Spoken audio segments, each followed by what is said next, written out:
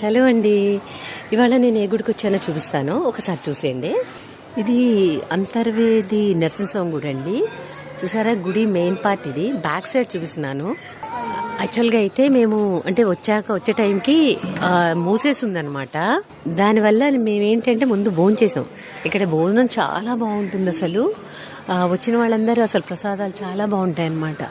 ఇదే గుడి back side నుంచి చూపిస్తున్నాం.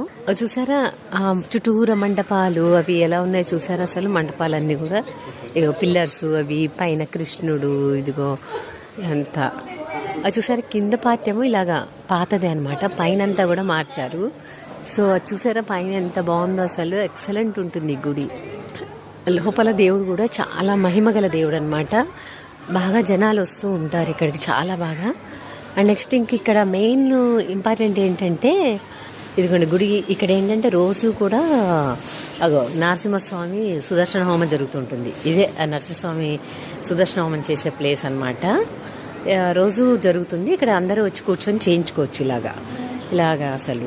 అండ్ నెక్స్ట్ వచ్చేసేసి అదే ఎంట్రన్స్ అనమాట, దేవుడికి ఎంట్రన్స్ అది. ఇక మేము వచ్చిన టైంలో అయితే మూసేసింది, అందుకోసమని ఇగో ఇలా చూపిస్తున్నాను నేను.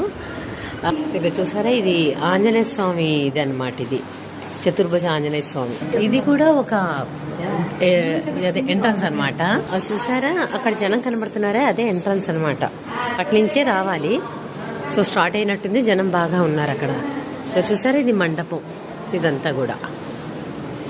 అలాగే ఈ ఊరి ప్రత్యేకత ఏంటంటే, ఇక్కడే గోదావరి సముద్రంలో కలిసే ప్లేస్ అనమాట. సో ఇక్కడ ఒక అన్నా చెల్లెళ్ళ అక్క తమ్ముడు ఘాటు ఏదో ఒకటి ఉంటుంది కూడా ఇలాగ. ఇక్కడ బోటు ఇది అన్నీ ఉంటాయి, చాలా బాగుంటుంది అనమాట ఈ ఊరు అసలు. ఇక చూసారా, పైన గోపురం, ఇక చూసారా స్తంభాలు చూస్తున్నారా. అసలు స్తంభాలు ఎంత బాగుంటాయో ఈ గుడి. ఎప్పుడన్నా విజిట్ చేయండి. అంతర్వేది నరసింహస్వామి గుడి. ఈయన చాలా ఇక్కడ దేవుడు చాలా మహిమగల దేవుడు అనమాట. సో అందరు చూడాల్సిన ప్లేస్. ఇగో ఇది ఒక డోర్ అనమాట. ఓకే అండి, అయితే ఉంటాను.